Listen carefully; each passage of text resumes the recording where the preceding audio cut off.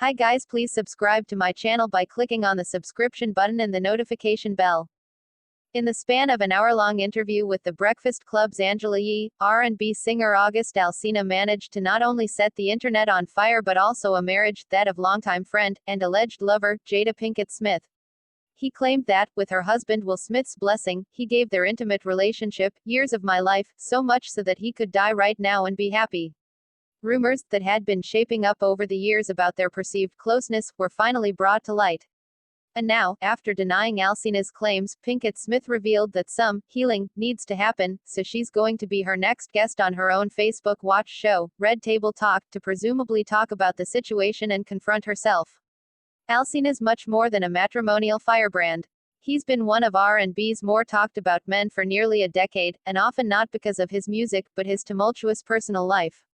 Perhaps too conveniently, he released his third studio album, The Product 3, State of Emergency, just a couple of days before his explosive allegations went public. The LP comes after a lengthy hiatus that left many to wonder how he was coping in the midst of a serious autoimmune disease diagnosis, losing a close family member to cancer, and kicking an addiction to opioids. For everyone wondering more about the singer-songwriter and supposed other man, we've created a short guide to who he is beyond the headlines.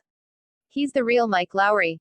If Will Smith's character from the Bad Boys franchise were real and from New Orleans, his name would be August Anthony Alsina Jr.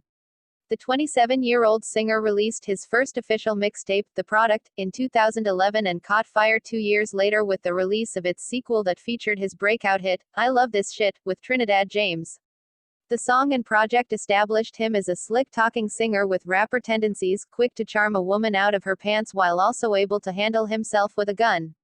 He released 2 remixes of it, one with Birdman and another with Chris Brown and Trey Songz.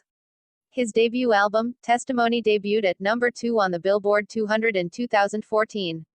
Across the LP, Alsina revealed some layers beneath the chiseled smile that cover everything from becoming a hustler to being abandoned by his parents, switching it up from the R&B blueprint of sex music throughout.